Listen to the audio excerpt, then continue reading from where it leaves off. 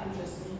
She founded Click Productions in 1993, which this year, thanks to her father, I had to stop at the word Fuwa. So Fuwa, Audrey's father, was a wonderful man.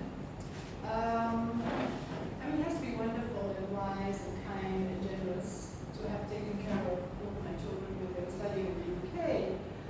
But this Click became a charity because with Fuwa's help, they now build confidence, with self-value, and learn new skills and give opportunities for this through, am I right, the performing arts and shows? Yes, we do performing arts and shows as well as give grants to grassroots charities so that they can actually do the same. So it's kind of letting them do what we did back in 1993. Yeah, isn't that amazing?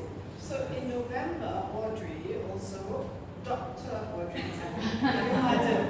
also opened a community TV studio.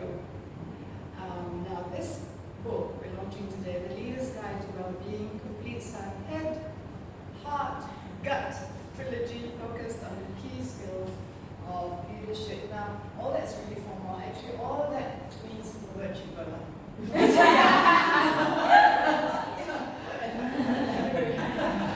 But Audrey is more than that. As I text some of you when I said, please come. Audrey also sings and dances and performs, and your father would always tell us what you were up to, and then he said you were going to do psychology, and I said, oh great. And then he told us what the thesis was all about, and I was like, that's deep. Can you tell us the title? It was looking at emotional labour in the workplace, and so what that really means is frontline professionals, so teachers, nurses, anyone customer facing or client facing, they have to, as well as the skills of the job, so a nurse has to know how to take blood or dispense medication, there's an expectation on their personality as well. So the nurse is supposed to be compassionate and kind, and a teacher is supposed to be the same. Even if they've had the most horrible day, the expectation is still on them to be, hi, how are you? Is everything okay? And that leads to burnout when they're not supported. And so that's what I studied, and it feeds into the book. What I found there was, actually, it's not the job itself that causes people problems, it's the management structure. If there's no support there, so there's no one they can turn to, there's no one they can ask for help, they've got no mentor, they've got no one that they can vent to, that's how they get burnt out, that's how they get exhausted. And it's really, to change it into, change a vicious cycle into a virtuous cycle, you really need management to understand that the culture needs to change. So actually, I should have said everything at all. I should just have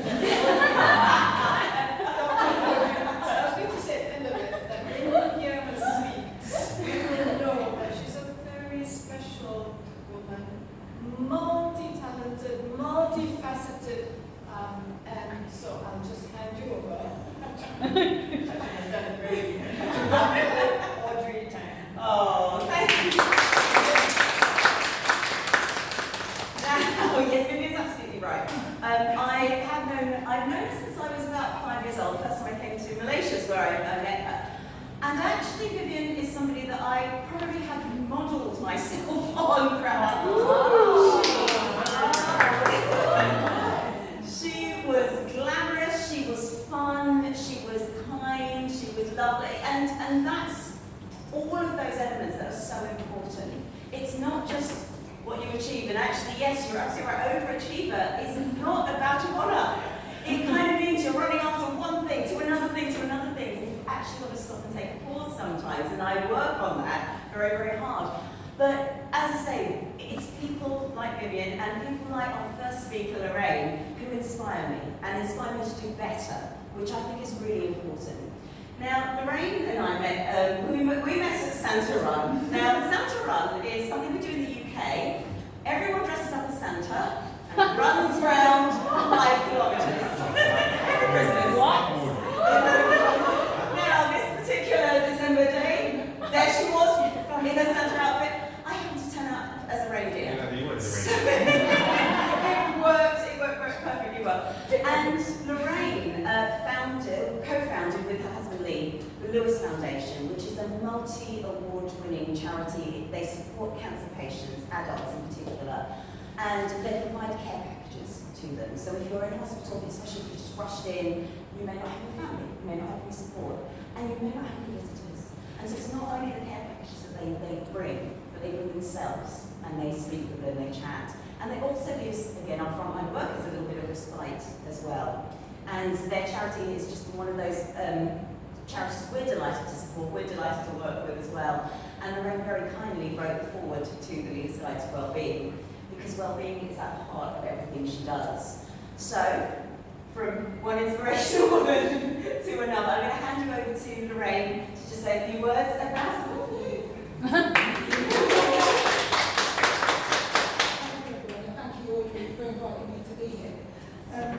I just wanted to share in terms of my personal journey with wellbeing. It's been something that I didn't initially see as important. My background is a lawyer, so I was a criminal lawyer for about 15 years. And it's not an environment where wellbeing is talked about. You just go in and you work out. That's what it's about. It doesn't matter about your home commitments, your family life, when you've got any responsibilities. It's about just getting as much work done as possible.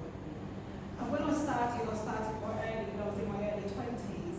I used to see other people at work who were older than me and they were just burning out because they were working too hard, they were ill, they couldn't juggle their family life, and the management didn't take it seriously. So when I started, I just thought, that was a joke. Because people used to laugh about it, but actually, looking back on it, it was really serious. But then when I became a more experienced person, I was starting to experience those things. It was making me really ill. Because I was working sometimes 100 hours a week, I wasn't seeing my husband, I just didn't have any time for myself. And in those type of environments, they don't really look at counselling or well-being, and if you do, it's kind of something to be ashamed of. So basically, you can't home.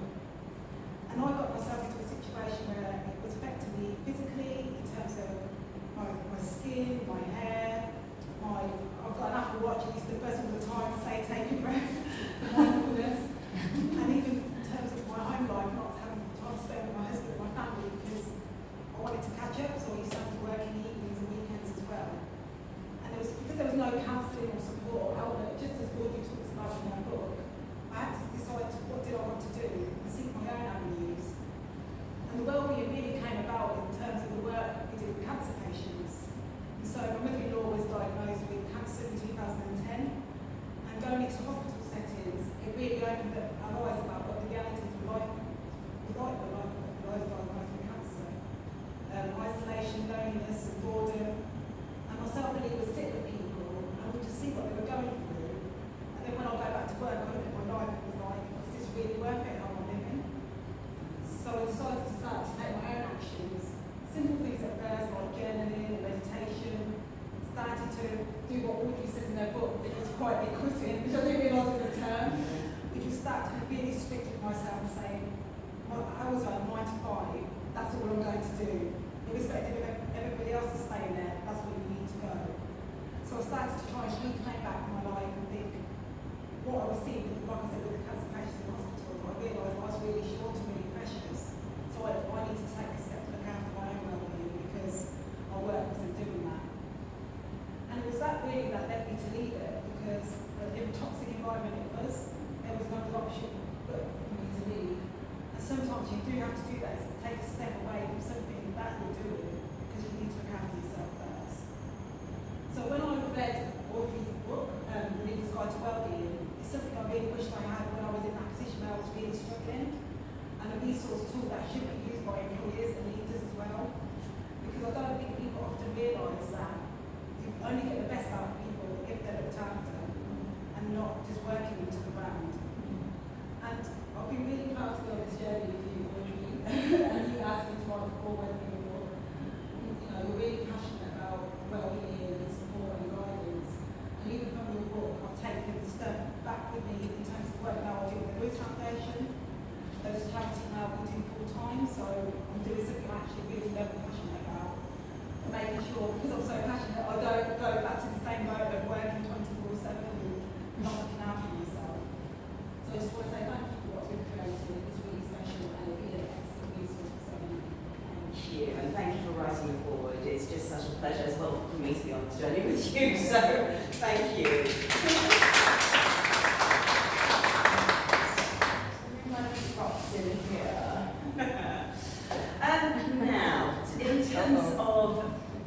a guide to wellbeing, and in fact, all of my books.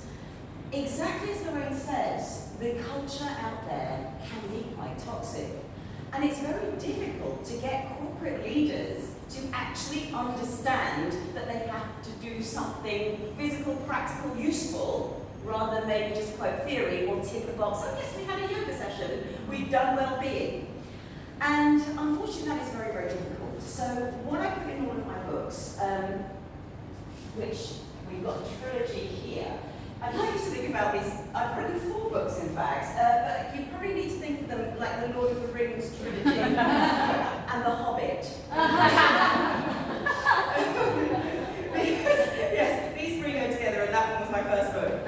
But there's a lot of practical tools in here, and with your permission, I hope you'll indulge me because I'm going to share a number of those practical tools with you. But there is one caveat before I go into that. And this is my little caution box, and it says caution because I want you to think about this. So imagine you have gone into work, and this is here, and maybe it's protecting a hole or something like that. What would you do? What's the automatic thing that health and safety would do? Sorry? Cover it up, yeah, they would cover it up, they put the tape around it. Yeah. What else would they do? Fix it. Yeah. At any point, would health and safety ever go, do you know what? We're going to teach people to walk around the hole. We're going to leave the hole right there, we're just going to teach them to walk around it. Or, if they fall into it, we're going to teach them to climb out of it. No. Health and safety will put caution tape around it and they will fix the hole. But what happens when staff are off with burnout? What we'll do is we'll teach people how to look after themselves better. We'll teach people how to become more resilient. Yes, that is part of the story. So this is my caution. Today, I'm going to give you practical tools I use with staff. I will give you the tools that I use with teams, and if you like any of them, please feel free to use them. But that alone is not enough. We have to be making systemic change from the top. Because unless we fix the causes of the problem, we will never fix the person or the situation. So that's the caveat. I am going to turn my attention back to people now. So as you can see, I have these 3, I'm talking about the 3 books. Each book is practical tasks. It's important, first of all, we start with mindfulness, which is the head. It is important to have an element of clarity. Because if we are stressed, if we're working 100 hours a week, if we are feeling the demands, feeling the pressure, and then feeling our colleagues say to us, oh no, it's perfectly normal, you have to keep on working, it clogs up our mind. We only have a finite amount of time, energy, and space in our brains to do anything useful. So I would like you to try this little task with me, and I will show you what happens when our brains get completely clogged. So let's say this word a few times. It says silk, so we'll just say this a few times out loud. 1, 2, 3, silk. Again, 1, 2, 3, silk. Last time, 1, 2, 3, silk. And what does the cow drink? That's what happens. A group of wonderfully intelligent, academic, theoretical, corporate leaders, human beings will think a cow drinks milk. And that's because your brain has been primed to think something else. That is the problem when your brains are too full of whatever else it might be. We do not think carefully. We end up thinking fake news. And then sometimes we end up saying it out loud as well. So what we need to do is we need to find some way of clearing our minds. And before you're holding on to that thought, what does a cow drink? And it's okay if a cow drinks milk. Yes, it is fine if a cow drinks milk. They just prefer not to, and they can drink water. So, how do we clear our minds? Well, we can try a little bit of breathing. Now, don't forget, Lorraine was in the situation that I go into with corporates. We work 100 hours a week, it's a badge of honour, this is what we do. Like, let's breathe. Not going to work.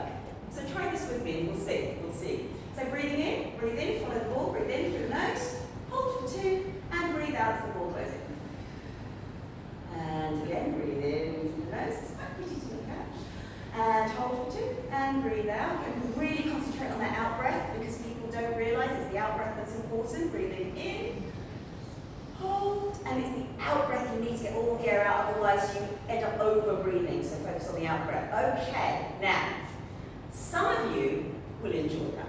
Some of you will go, okay, I'm sure, where do you get the ball from? Amazon, just so you know, I'm not mentioned, but that's where you get it from. And children love this, it's a great exercise. But some of you, like, take that. Some of you might think, I'm having to breathe, and certainly 100 hours a week lawyers, why am I doing this? This is so stupid. That's the benefit of doing this task early. Thought catch, you get to thought catch. Because what you get to do is, if you're really into it, that's great. You get the benefit of slowing down your nervous system. What it does is it engages the parasympathetic system, not the sympathetic nervous system, which is the one that's producing the adrenaline and the cortisol. It induces the rest digest parasympathetic system if you are breathing deeply. However, as well as that, with the people that you think just don't get it, don't want to do it, you can ask them, well, what were you thinking? What were the thoughts that were going through your head? Because then you understand where their time and their energy is going. Because unless you know what your starting point is, it's very difficult to help them make any changes. And whilst they're there kind of going, oh, why we breathe, it's worth then saying, well, that thought's interesting, because what kind of critical voice do you use on yourself if that's the voice you're using on me? And that opens a dialogue. So a lot of these exercises are there to open a dialogue. They're not necessarily there to cure anything or do anything special. If you like breathing, great. But if you don't, as a coach, as a trainer, you've learned something about what that person is thinking of. So that's why I find this quite useful to do at the beginning. But what I like to do is, on that out breath, I like to use affirmations. Some people, who uses affirmations? Who likes affirmations? Who doesn't? It's all right, it's all right. My affirmations are a little bit different. Okay, yes, I do the I'm a strong, empowered, confident woman. I do those sometimes. These are mine, and I'd like you to try these with me. So you breathe in, and then the first phrase is, I cannot save people from themselves. All on one breath. Okay, you breathe in. I cannot save people from themselves. Again, breathe in. And I cannot save people from themselves. It's a useful affirmation to remember, because not only are you breathing out all the way on the out breath, so you're doing the exercise, but it also reminds you that you are a problem solver. You're not the solution. You cannot be the solution, and you certainly can't be everybody. So you can give them ideas, you can support them, you can advise. You cannot be the solution. And that affirmation reminds me that I need to find ways of helping, but not necessarily try and fix it all for them, because it's not necessarily going to work. My another affirmation, you breathe in and you say, do I really need this energy in my life right now? And do I really need this energy in my life right now? Again, breathe in and do I really need this energy in my life right now? So you're like, but there's a serious point. You are doing the breathing exercise, but again, you are reminding yourself that you cannot fix everything.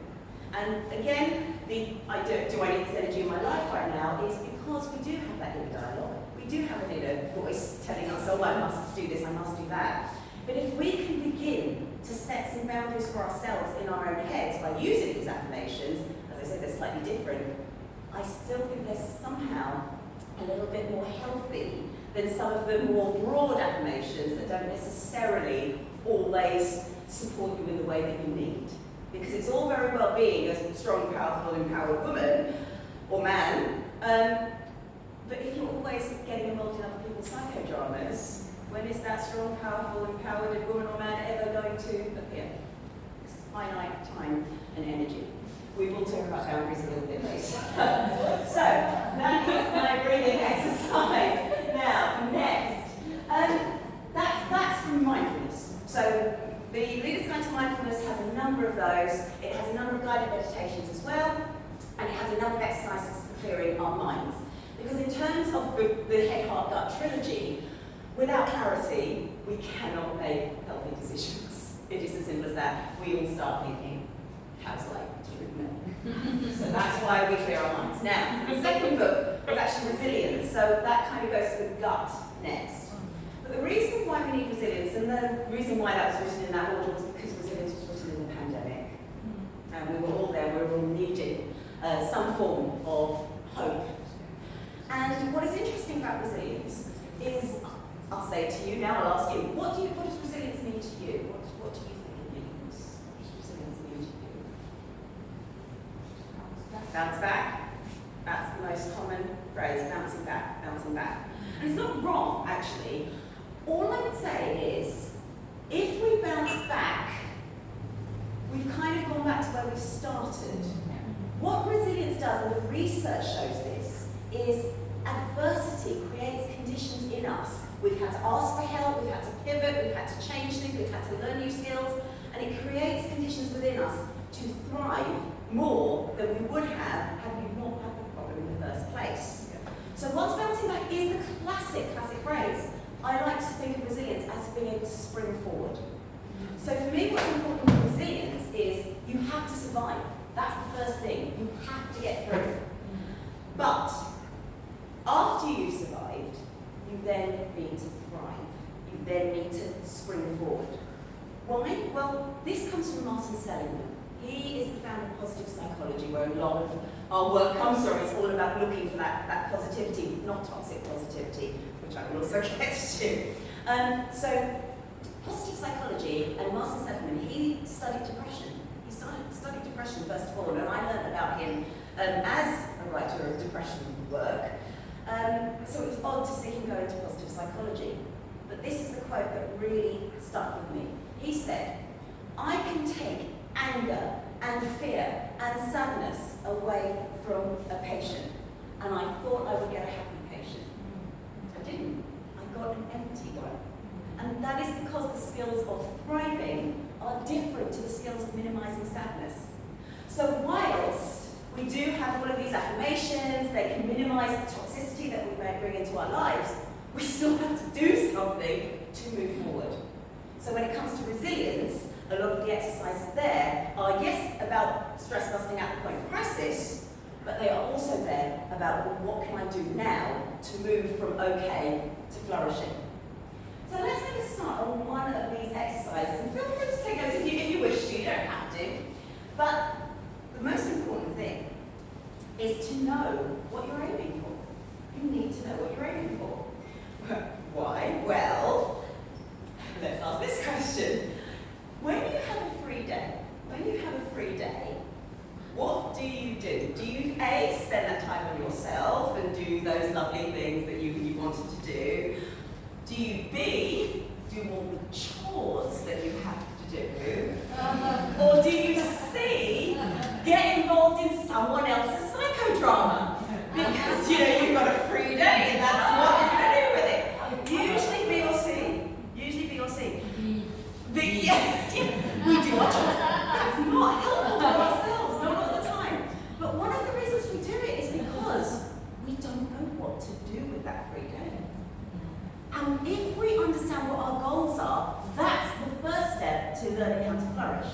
So this is an exercise that our coaches will know. It is the Wellbeing wheel, but I put my own twist on it. So you draw a circle, and you write down at the side what makes up your ideal life. So tell me a few things, just shout out a couple of things that are important to you. So, for example, family might be important. So I'll start that off, and that's usually quite important. You tell me the size of the pie. So family is, say, a quarter of that important. So anything else that's important to people? Exercise, yeah. Is that as important as family, or more important, or about the same? Half, yeah, okay, exercise. What else? Growth, yeah, working on ourselves, absolutely. Is that as important as exercise and family? More important, yeah, okay, growth, so personal growth. You might also have things like, because this is your own individual wheel, you might have spirituality. So that might be something that comes in there. Maybe it's about the same as exercise. it's up to you to tell me what the segments are. It's up to you to put the sizes in as well, and this is why. If you are feeling off kilter, you now have a bit of a visual representation of the things that are important to you in your life. And on a scale of 0 in the middle to 10 on the outside, you then use this wheel to say, well, where am I on all of those things? So it might well be family. Actually, maybe you've been spending quite a lot of time with family, so that's about, 7. So that's okay. Exercise, too much time with family. So not enough time to exercise, it's about 2 or 3. Personal growth, same thing. A lot of time with family, no time for ourselves, 2 or 3 as well. And spirituality, again, no, all the time with family, and that's maybe a 1 down there. Now people will look at this and they will say, oh, well, spirituality is the lowest. I must work on that one next. Personal growth is the most important to this person. And even though that's a little bit higher than spirituality, in the limited time that you have, you can only work on one thing usually. That's the one to go for, personal growth, because that's the one that you have said is most important to you. And people don't realise this. They think everything is even, but until you give them a visual representation, they keep it all in their heads, and as we know, it gets clogged with all kinds of funny things. So that's why I like the Wellbeing Wheel as an exercise, but I also like people telling me what is important and how important is it.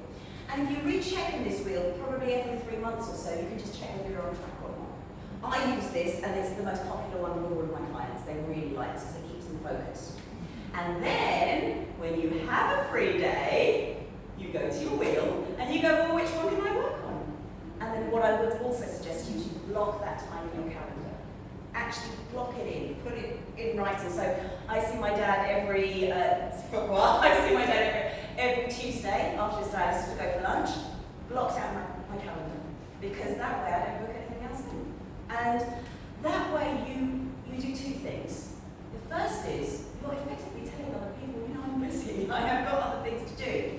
But you're also reminding yourself that the things you're looking in for you are as important as all the other things you put in that calendar as well. So use the wheel and use time in your calendar to block that in, and that way you know what you can aim for when you have the time to do it. And it is not selfish to work on yourself, because exactly as Lorraine said at the start, if you're not working on yourself, you have no time or ability to help anybody else either. So working on yourself is really important. And that's what the Leader's Guide to Resilience talks a lot about. It's how do we create our goals, how do we work on ourselves, and how do we find that ability to thrive. Which then brings us to well-being. And well-being is the heart element, the compassion element. And this is compassion for ourselves, it's compassion for other people, it's that kindness that we need. And this exercise connects us better with our authentic selves. Now, a lot of us have a professional self and a personal self, and sometimes never the twain shall meet. You may have overheard a conversation a few of us were having. We were in a bar playing bongo drums yesterday night. But that's not what we talk about in our professional circumstances. None of us. It also may not be what we put on Facebook either. But that is 2 different selves, but they're still part of you. They're still part of you. It's how we blend the professional and the personal. 2 ways, and they will come through this exercise, which is the vitals exercise, and this is by somebody called Meg Selig. She created this exercise. You go through each of the letters, and you think about the V first, values. What do I care about? But don't just think about what I care about, think about what it looks like in action. The reason why that's important is, let's take a value such as kindness, because we've been talking a lot about kindness. Kindness can be very different in action for you compared to someone else, because for one person, kindness may be gifting, it might be donating, it might be supporting. But for another person, it might be not saying something when you know you're right. And biting your tongue. I'm not going to say something, so I'm just going to sit very, very quietly and hope my face doesn't give it away. That can be kindness as well. So if we know what it looks like in action, we are more likely to be able to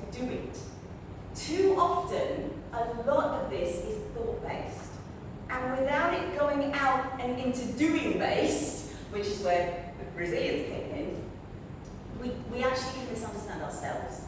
We end up kidding ourselves. And then we end up thinking, well, you know, one of my values is kindness, but no one's been very kind. Well, what has no one been? Let's break it down. Let's really take time to think about that. So, values, think about what they are in action. Interests, that's the I, interests. What interested you maybe as a child? Not just now, because now we seem to fit interest in the time that we have. We may have time to do what we really want to do. So think about what interested you as a child and see if you can do it. But do not fall into the adult trap of, I must be brilliant at it. I must be absolutely, if I used to play the piano as a child, I must be able to do a performance standard piece because that's what my inner voice is telling me. And that's why we don't do it as adults, because we think it has to be perfect. And it doesn't. Because as a child, Malcolm Gladwell says we need 15,000 hours to become good at something. As a child, what else are you doing? You're just doing that. You don't have to worry about fixing dinner, you don't have to worry about washing, you don't have to worry about cleaning, you don't have to worry about work. What else are you doing? You're learning to play the piano. That's what you're doing. You have that time. As an adult, you don't. But what you do have as an adult is money. And what you can do is, if you want to play the piano, again, hire one, go to somewhere that allows you to play, any of those things. So use that time, because too many adults will say, when I was young, I really wanted to be an adult. I really wanted to be able to do all those things. And you ask them, are you doing all of those things? I'm just doing my professional stuff. So remember what interested you and do it, but do it for fun. Don't feel you have to be brilliant at it. You don't need to tell people. That's the problem with social media. We've become a bit of a show and tell culture. You don't need to tell people. Do it for you, not for other people. My husband often says to me as well, I'm doing this for you, not for your social media. And that's important. We do not need to tell other people about what we're doing, what we love. Okay, T. So T is temperament. T is temperament. Now, professionally, we will all have a certain temperament. In order to go into hospitals, in order to speak with patients, Lorraine has to be very, very patient. She has to be very calm, very considerate, all of those things. You should see her thing and I can't keep up with her. She's so driven. It's unbelievable. But wait, yes. And in a session, I'm there going, yes, absolutely, let's do a wheel. And then after that session, I'm just like, I need to do something at temperament. We can all do it because we are professionals. You have skills to be able to put across the professional self as wonderfully as possible. But unless you reconnect with your authentic self, it's not actually going to work. And so sometimes what we do, Dave and I, we play puzzles, we do time things like escape rooms, we do things where we think fast. And that connects me with me. And it's about knowing that what you do, maybe for more than 16 hours a day, if you're working many hours, may not be authentically you, even though you can do it. So just reconnect temperament-wise with yourself. A is very similar. That's around the clock. Are you a morning person, evening person? And a sneaky little tip here. If you are a morning person and your partner is an evening person, or vice versa, don't try and conform to each other's times. Have the important discussion in the middle of the day. Because you're both going to be at your best at that time. Just worth remembering. But the point here is, if you're a morning person or an evening person and perhaps you're working shifts, you're going to be better at certain times. You can learn to do it in the same way. We've just flown across from the UK. We're jet lagged, but we're coping. You can learn to do it. You just don't want to be doing it all the time without a break. So around the clock, work out what you are and what you prefer. Although you can do it the other way around, find some way of making it better for you authentically. It's around the clock. L, life goals. Life goals. Now, a lot of people, when they talk about life goals, they talk about not their life goals, but what other people expect their life goals to be. So what I mean by this is I'd like you to think back to a time where you had an achievement, whatever that achievement might be. So you have that achievement. And and think about what bit of that achievement you were really, really proud of. What bit of that achievement you were really, really proud of? So I'm going to throw that straight to you. What goal would you say that came to mind, and what were you really, really proud of? Mine was when I published my book at the beginning of this year. It's something that I've always wanted to do, which was write about my story from the lawyer to co-founder the Lewis Foundation. And I think when I had that physical copy and saw actually all that time and energy I put into it was actually a real physical thing. Yeah, that was Perseverance, doing it, yeah. and actually seeing that product. Now, I was invited to speak at Lorraine's book launch, and thank you for that.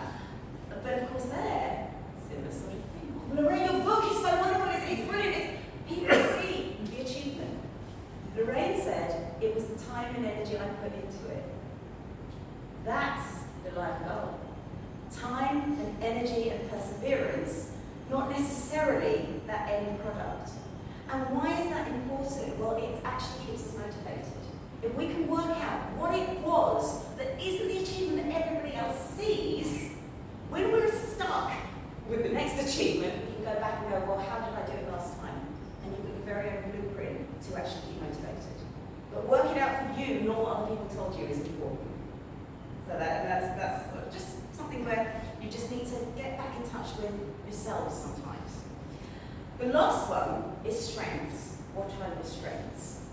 And this sticks with the problem of the professional self and the authentic self.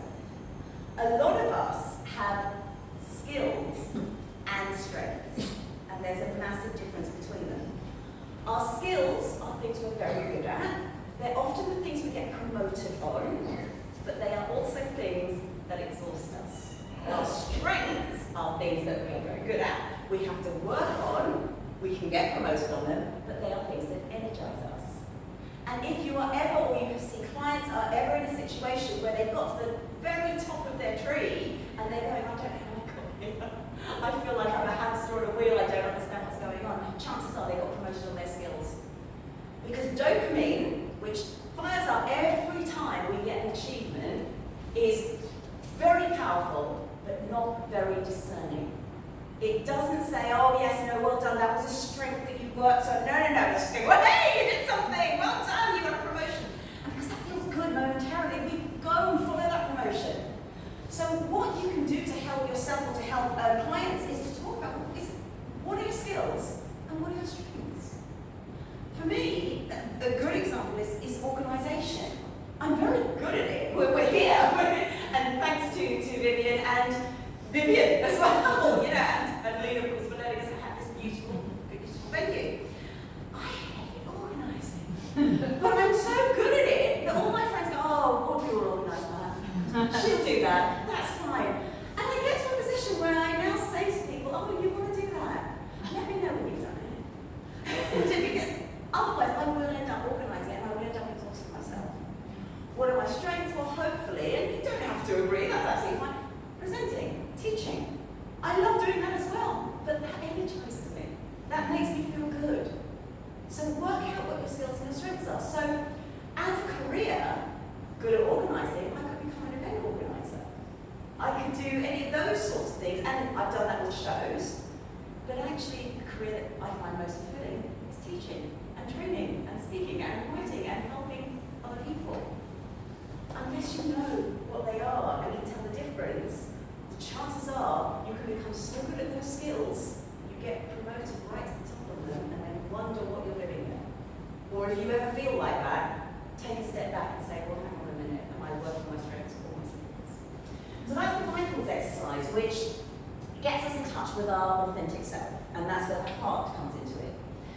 But another thing to think about when it comes to the head, heart, and gut is that they are also preferences that we have for behaving. So if you are head-driven, you are more likely to have lots of plans and lists and to do things and ideas, and that's how you like to operate. I think we're quite head-driven. We have vision boards, we have all of those things, these are the ideas. If you're gut-driven, then gut-driven is much more, I want adventure, curiosity, and what am I going to be doing next year? How exciting can I make it? So use this to think about your resolutions. And if you are heart-driven, is everything okay? How are we doing? Let's connect with other people. Think about your resolutions. And now think, well, where do they sit? Are they more head? Are they more sort of action plans? Are they more adventure and excitement? Are they more compassion and support? Because unfortunately what happens is, because that's our preference, that's the one we're going to default to. Because that's the one we like. Which means that if the first thing Lorraine and I will probably do when we're faced with problems, how do I think myself out of this? What is the logic behind this? How can I get there? It explains as a lawyer as well, and that's exactly the skills that you need. But maybe what will actually help most is a bit of heart. I'll ask for help. I'll reach out. Maybe that will make a difference. Yeah, I can see it. No, never ask for help. But that can actually help us more than just thinking I need to solve my own problem. So recognise what you are, and recognise how that can sometimes derail you as well.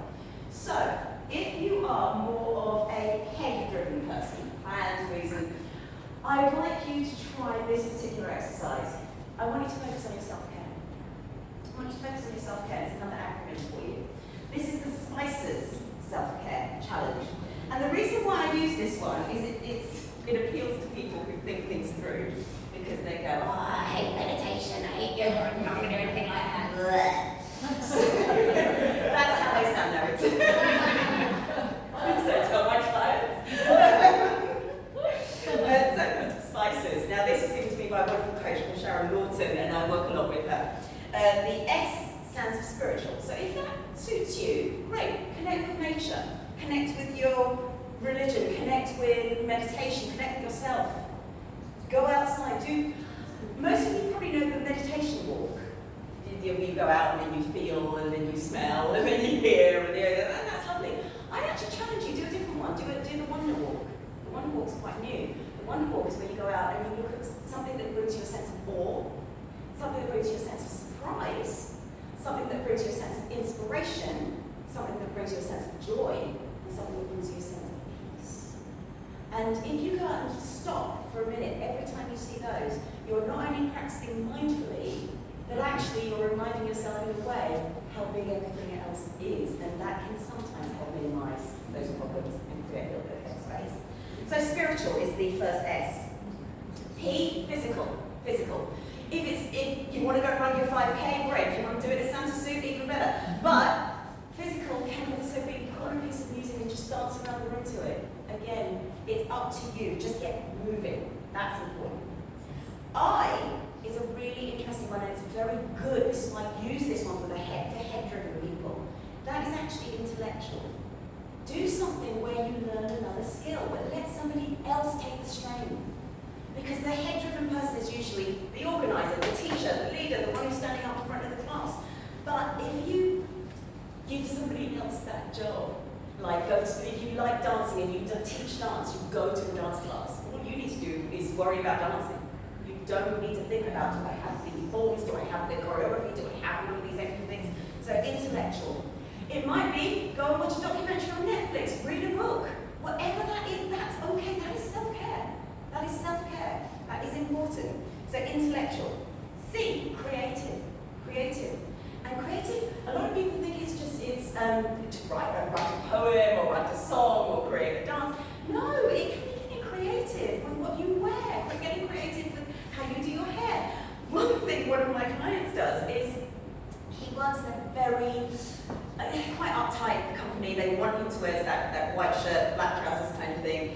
And just for his own sake, what he does is he puts on socks or underwear that's just he knows about it, no one else knows about it. It makes him feel authentically him. He got creative. That's what you can do. Just get creative. I went through a whole thing about giving people socks this year because I like the idea that they're wearing something that nobody else needs to know. Because they say some naughty things. But they have boxes on them, if that makes any sense of what they say. Right, E, emotional. That is important as well because that is the reaching out. That is speaking to the one person who you know understands you. And the reason I say that it's the one person who you know understands you is I don't advise shouting out to the void on Facebook or somewhere like that. Oh, I'm feeling really down, dot, dot, dot. Because you will not get the answer you want. You have to really think about what you're intending. You really won't. People will ignore you, and that's kind of going to make it worse. So, E is emotion. And emotion is just go to the person that you know can probably help you or support you the most, or at least is going to be the person who's not going to say, I told you so, or not going to be the person who makes it all about them. That's the problem too. Emotional, connect with one other person. And finally, social. Social, this is why charity is so important, because social is about giving back to the community. Research has shown that even seeing somebody else do a kind act makes us feel good. We get that hit of oxytocin, and oxytocin is a much healthier, happy hormone compared to dopamine. So even watching someone give back, watching someone do an act of kindness is really important. So social is giving back to the community. Just being in this beautiful environment where we can see community art, this is a community space, it's beautiful.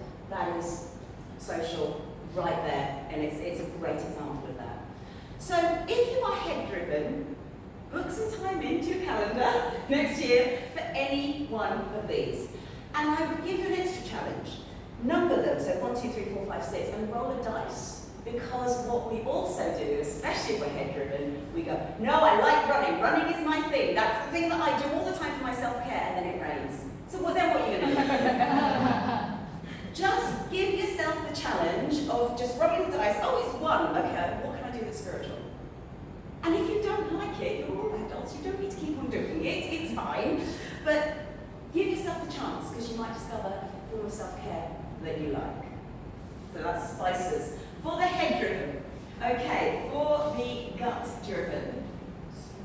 You are slightly different, so sorry, I've got these written down. Gut-driven is... this one, I'm going to ask you to do this with me now. Gut-driven is action. We're going to do this. We're going to take the world by storm. It's closely related to head-driven, actually. Gratitude. But a lot of my clients say to me, I don't have time. Funny thing is, they're head-driven people. I don't have time to keep a journal. No, I'm too busy doing things. I'm too busy completing my to-do list. Do this. This takes less than 15 seconds. Stretch your arms out and think about one person you're grateful for in your life. Do this right now. I've been sitting for it a little while. Listen to me. Stretch your legs out and think about one thing you're grateful to have in your life. Just stretch those legs out. And then give yourself a shake and think about one thing you are looking forward to doing today. That is a simple gratitude practice. You can do that before you get up. You can do that before you go to sleep. You can do that whilst you're brushing your teeth. It takes less than 15 seconds, but what it does is it still connects with the neuroplasticity. If you prime your mind to think of things that make you feel positive and give gratitude for, you will notice more things that make you feel positive and give gratitude for. So that's my simple version of gratitude practice for busy people, which viewers usually are. Now, this one is my favourite. It takes a little bit of time for me to do this.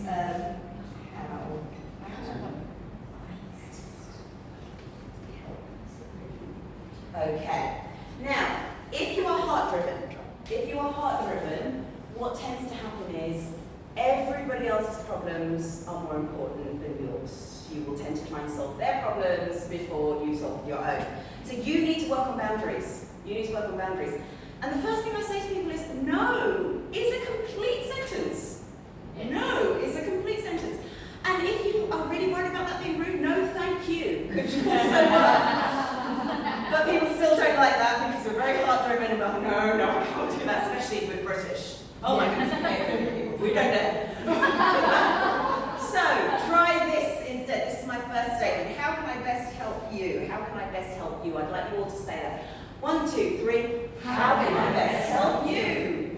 And why this is useful is because, again, it relates to you're not the solution, you can be a problem solver. But this throws the power back to the other person. You are not teaching them that you will solve all their problems, but what you're also doing is you're finding out what they've done, what they want help with, and how best you can use that limited time that you've got. If you ask them just simply, how best can I help you? I can do something. What is it you would like me to do? That way you're not running around trying to fix something that doesn't need fixing. And also, you've empowered that person to think, oh, right, that's what my problem is, and that's what I need you to help me with. So that's a very good one to remember. The second one, well, there's two more, and then I'll write the last one down. The second one is to signpost them. So I can't help you, but somebody else can help you. Try not to stitch the other person up. But if you can't help them, you're still helping by saying, well, actually, go to this person, go to that person, go to see this. And if leaders actually have that list of useful numbers or places that people can go, that's really good because they can just simply say, well, here's the list of people, give these a go and see what works for you. And if you've used any of those services or those facilities or those people before and it's worked for you, tell them. Because that way also they're more likely to go to them for help. And that way you've helped, but you haven't spent more time doing that. Especially if you're not the best person to do it. The third one is actually for that moment where it's usually a work colleague. Can I borrow you 5 minutes? If you've got a second, and you know it's going to take them 5 minutes to tell you what the problem is, it's going to take you half a day to fix that problem. So, what you say to them is, you set boundaries on your time. You say, oh yeah, I do have 5 minutes, but I have 5 minutes at this time of the day. Or I can help you between this time, and that's it. And that's the same thing if you're going out to a party you don't want to go to, or a gathering you don't want to go to. You know, even today, you know it's fixed. It's 3:30 to 5:30. I'm not giving you later than that. But also, you can quite rightly say, no, I'm busy between these two times. That's okay. Because then you've set the expectation up that you can leave at that particular time. So setting boundaries on your time. My favourite one, however, is this one. Sorry.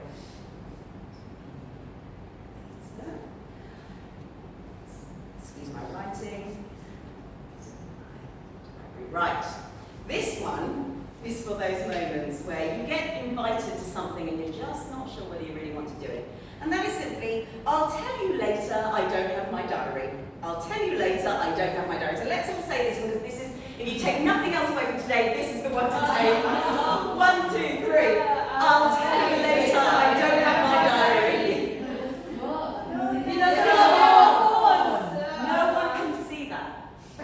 And if that one doesn't work, use the one that I use. I've got to check my husband's diary. That's not maybe it's great. I don't know, I've got to wait for my husband to get home. I don't know, I've got to check my boss diary. This is so helpful because it does two things. The first is it buys you time before you have to give an answer. And the second thing is it allows you then to actually think, well, do I really want to do this? And if I don't, I have now got time to think of an excuse. And this brings me back to the gratitude stretch. If you've been doing this or practicing gratitude. If you practice that gratitude stretch, say for a week, you will find some things and some people always show up, always. And I think Vivienne will be one of those people that always shows up because to see everybody, oh hi, it was lovely, it was really, really lovely. But there will be some people and some things that never turn up in that gratitude stretch. This is the trick that kind of relates to the I don't have my diary. Fill that diary, fill that calendar with the people and the things that come up in your gratitude stretch. Because then legitimately, when you are in this quandary, and you kind of don't want to do that particular thing, you can legitimately say, I am actually sorry, I'm too busy. I've already got another appointment, I'm already seeing so-and-so. And that's why this one is one of the most helpful phrases. It buys you time, it allows you to think, and if you don't want to do it, you get an excuse in that time as well. But what is really important is that you use every one of those elements. And that is why the head, heart, gut, courage, the clarity and the compassion is really, really important to everything that we do. Because the key point here is, whilst these exercises are great and they're useful, they have to be more ongoing. They have to be continually practiced, because the whole point, and this is the key to the Leader's Guide to Wellbeing, it is not about the phrase well-being. It is about learning how to be well. And just to prove that it works, I'm going to give you one last exercise. I'd